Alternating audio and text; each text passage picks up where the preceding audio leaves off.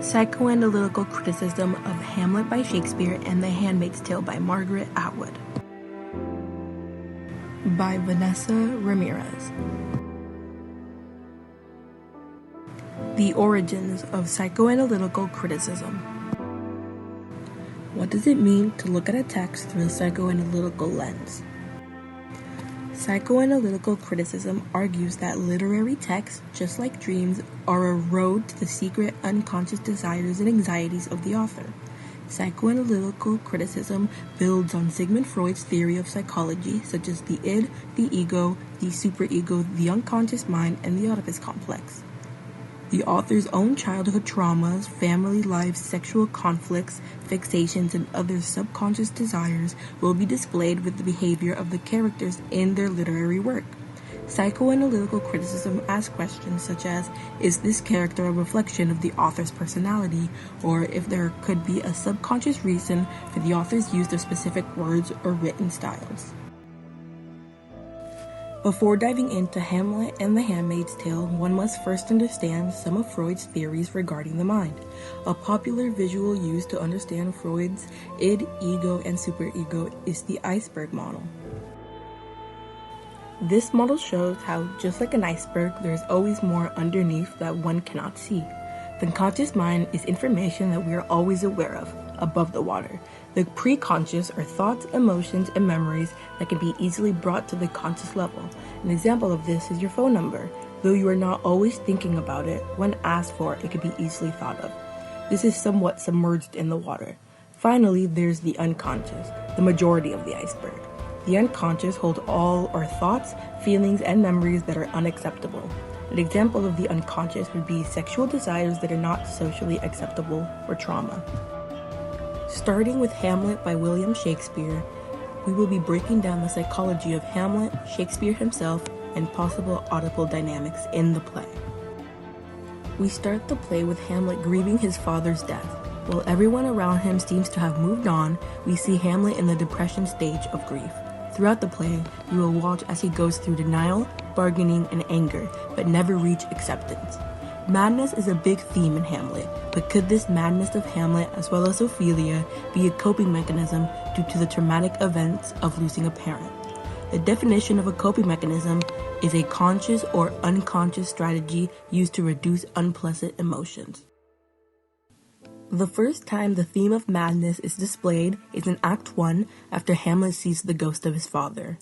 Quote, "How strange or odd, Samir, I bear myself, as a perchance hereafter shall think meet, to put an antic disposition on."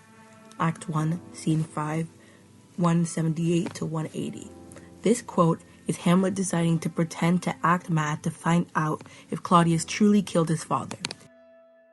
It is clear that Hamlet was not stable from the beginning of the play, having to mourn his father and now find out the truth about his death, which is why even though the ghost of King Hamlet tells Hamlet not to blame his mother, Hamlet immediately forgets. "O most pernicious woman, O villain, villain, smiling damned villain, that one may smile and be a villain." Act 1, Scene 5, 105 to 107. What Hamlet does while acting crazy leads the audience to speculate if he is truly pretending or if he has actually gone mad. In Act 3, Scene 1, Hamlet contemplates suicide. Falling into this depression, it is possible that Hamlet reacts in madness to survive his dark thoughts. But for Ophelia, the madness had the opposite effect. Once going mad after her father Polonius' death, Ophelia turns to suicide. In Act 4, Scene 7, Gertrude describes Ophelia's death. "When down her weedy trophies and herself fell in the weeping brook, her clothes spread wide and mermaid-like, while they bore her up."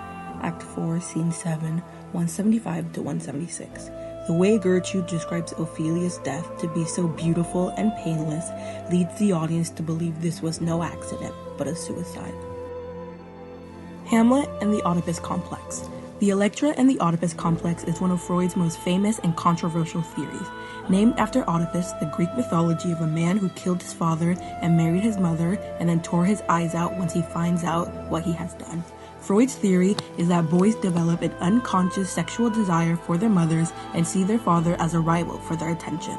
The Electra complex is the same, but a girl's infatuation with her father. Many have put together the similarities between Hamlet and Oedipus. There are also links between Hamlet and Shakespeare himself, since this play was written after the death of his father in 1961, as well as Shakespeare's son who died young, named Hamlet. By marrying Gertrude, Claudius has taken the position that Hamlet had once wanted. Their incestuous marriage resembles Hamlet's imaginary idea of having a sexual relationship with his mother. In Hamlet's first soliloquy, in Act 1, Scene 2, he expresses his distaste for his mother's and father's past relationship. Must I remember why she would hang on him, as if increase of appetite had grown. Act 1, Scene 2, 143 to 144. This quote of Hamlet shows his disgust for his parents' past relationship. Claudius represents Hamlet's id, the part of the mind and the unconscious that holds unacceptable desires such as the Oedipus complex. The ghost of Hamlet represents Hamlet's superego, existing to regulate the id by reflecting social norms. As the play continues, Hamlet finds out that Claudius murdered his father. Though this gives him the motive to kill Claudius, the reason he hesitates to kill Claudius is that he realizes killing Claudius would be like killing himself. Claudius killing his brother to marry his wife is similar to Hamlet's unconscious desire to kill his father and marry his mother. A quote that shows Hamlet's jealousy towards Claudius is in Act 3, Scene 4. "Oh, throw away the worser part of it, and live the purer with the other half. Good night, but go not to my uncle's bed." Act 3, Scene 4, 159 to 161. Here, Hamlet is telling his mother not to be intimate with his uncle, jealous of his mother's attention. On to The Handmaid's Tale by Margaret Atwood. The Handmaid's Tale tells the story of Offred, a handmaid in the dystopian Republic of Gilead, a totalitarian government whose mission is to repopulate what was once the United States.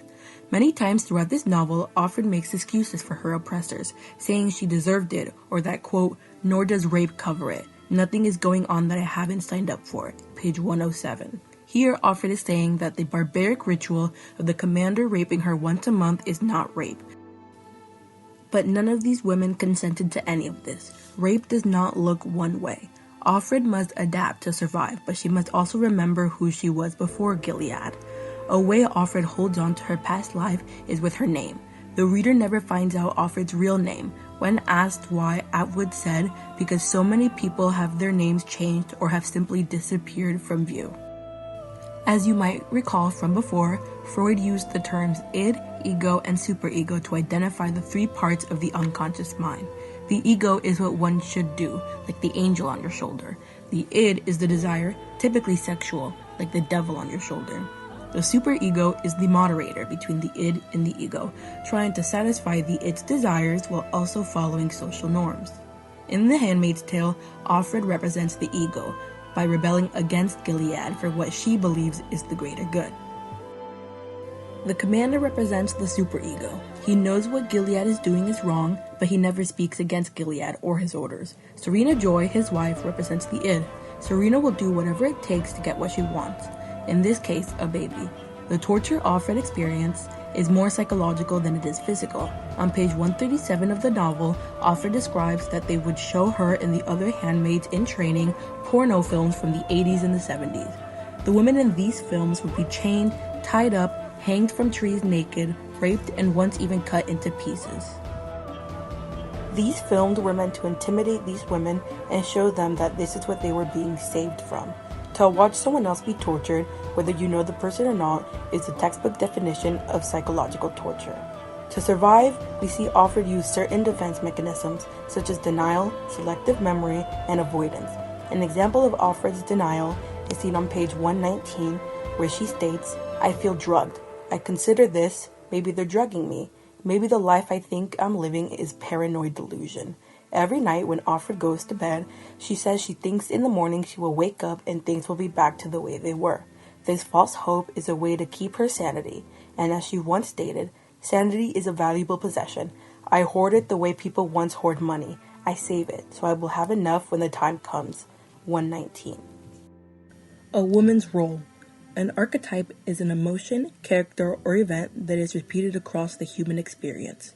Some archetypes seen in The Handmaid's Tale are the great mother, the underdog, and the fight for good versus evil. The great mother is a symbol of birth, fertility, sexual union, and nurturing. The color red represents similar attributes in The Handmaid's Tale, except along with birth and fertility, they are also powerless. As Alfred states on page 157 of the novel, "We are two-legged wombs, that's all, sacred vessels, ambulate chalices." Alfred also plays the role of the underdog. As a handmaid, an already low rank, by revolting, she runs the risk of becoming an unwoman or being killed. The fight for good versus evil is represented here as Mayday against the Gilead. On a walk with Offglen, Alfred is told that Mayday is a code word used to distinguish the true believers from the non-believers. This underground revolution is an archetype in itself that can be seen in many other literary works. Color is a crucial part of The Handmaid's Tale. Those with the highest ranking, such as the commanders, all wear black. This dark color is meant to create fear and show power, as well as make it clear to the reader who the antagonists are. Below them are the wives, who wear a light blue. This blue symbolizes cleanness as well as the Virgin Mary, because even though they cannot have children, they still end up with the babies of Gilead. Below them are the aunts, wearing brown. Brown conveys a sense of stability and orderliness. The aunts are the only women that are given any sort of power, so they must convey a sense of responsibility. Then, the handmaids, who have been discussed previously to symbolize fertility. Below them are the Marthas, the servants of Gilead.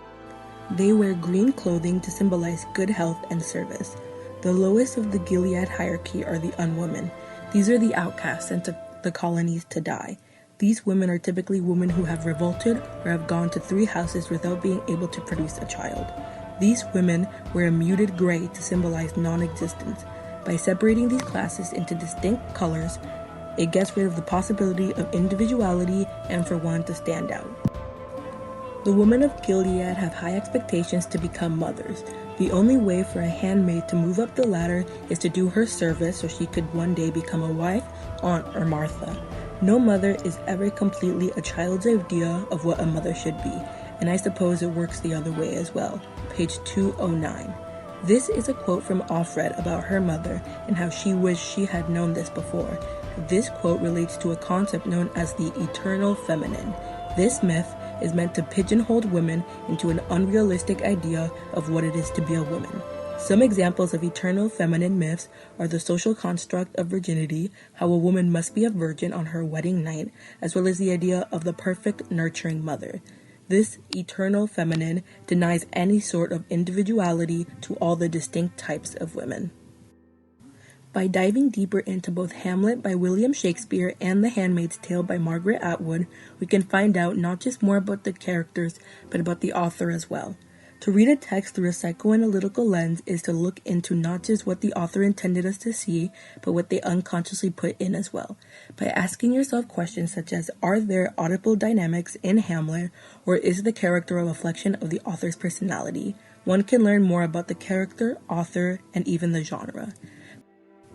By dissecting Hamlet with a psychoanalytical lens, one can distinguish the coping mechanisms, mental illness, and Oedipus complexes within the text. With The Handmaid's Tale, one can discover the trauma, id, ego, and superego, as well as the classes of color and the eternal feminine.